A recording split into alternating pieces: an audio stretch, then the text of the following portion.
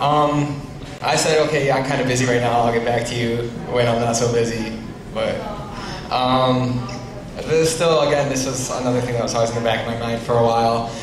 I actually ended up having to drop out of school here, like the semester I was supposed to graduate, due to the aforementioned excesses in my lifestyle.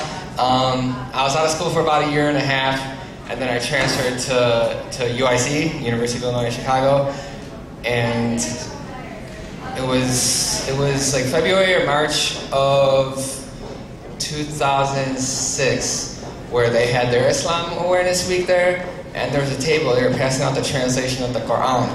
So then, like my mind, flashed back to, that experience that I started off my story. I heard this is the most beautiful piece of literature ever created according to a non-Muslim. And so I was like, okay, yeah, I always wanted to read this. I took that and I read it over that summer along with some other Islamic literature. And just so happened that as the summer was coming to an end, I found an apartment with a couple other students at UIC. I had just met one of them, was actually a brother from Sudan. He lived in Sudan until he was about 5 years old, and then he lived in Medina from like age 5 to 15. So just you could imagine like all the knowledge that he must have gained living in Medina over the course of 10 years. He saw me reading the Quran, and then he started sharing with me this knowledge that he picked up. He told me like around the beginning of the school year, it was like, I think it was around the end of September that year, that Ramadan is coming up, so I just thought I'd let you know that.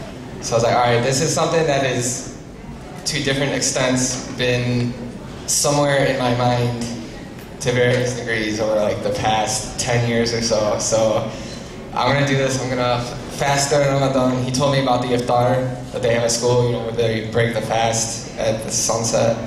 And I went there, and in retrospect, somebody pointed out to me it was a pretty funny situation according to them. Maybe not at the time, but looking back on it, that a clean-shaven white guy walks into a room full of Muslims and asks, "Who's in charge here?"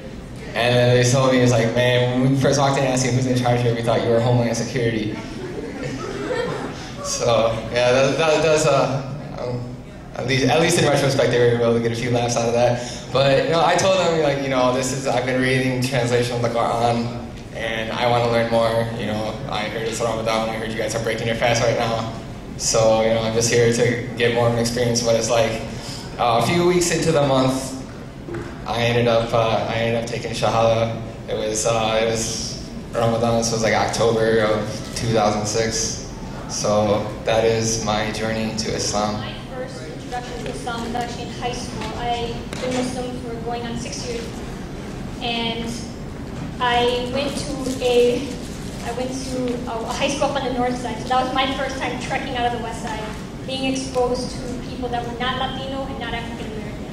So when I first went to high school, first thing my grandparents told me was no boyfriends, no drinking, no partying. And I was just raised by them, and I didn't want to, disrespect them. So in high school comes peer pressure. And here I am, this 14-year-old girl, not knowing what to do with herself. And I actually, in one of my first classes, I met a Muslim girl. Didn't know she was Muslim, actually. I went up to her because she was, she had her scarf on and she had a long dress. And she was Indian. And I was like, so, like, are you an Indian nun? Because I don't know what, you're dressed like a different kind of nun, so what are you? And she just started laughing, and she's like, no, actually, I'm Muslim. And I was like, I have no idea what that is, but okay.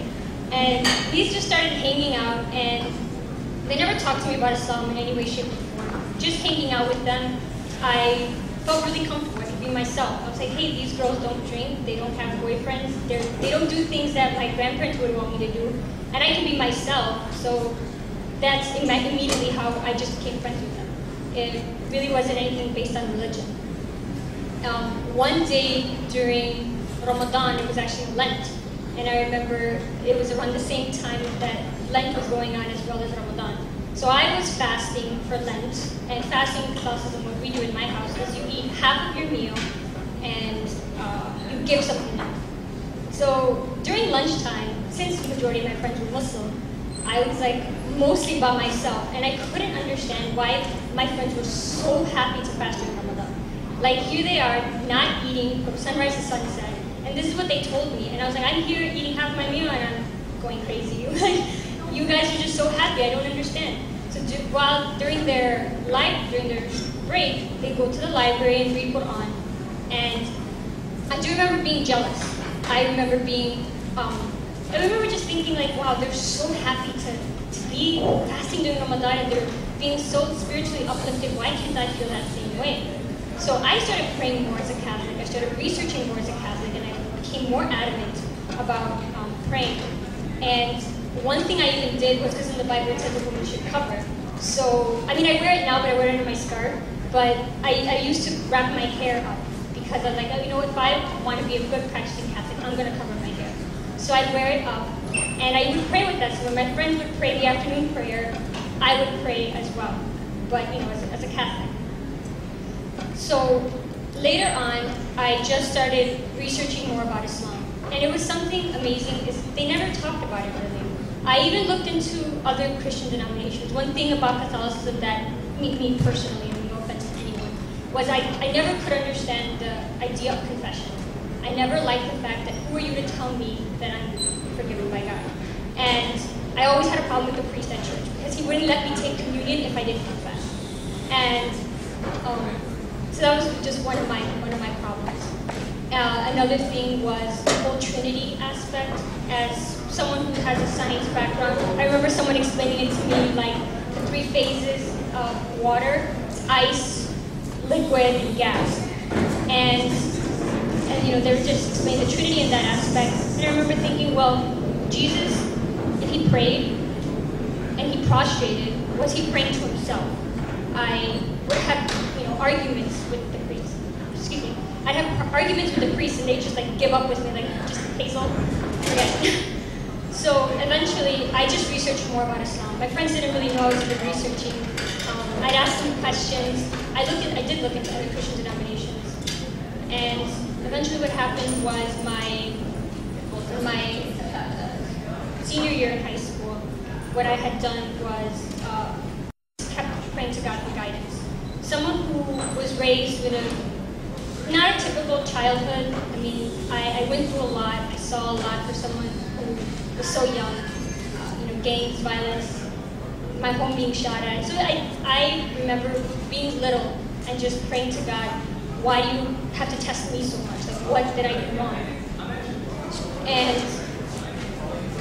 as a Muslim, when I started researching more about Islam, it was just amazing just to see the simplicity of it, and believing that there's only one God.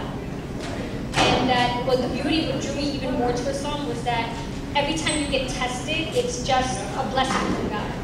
So, like I said, like my senior year, I just researched a little bit more, and finally I just decided to take my Shahada, my declaration of faith in April of that year.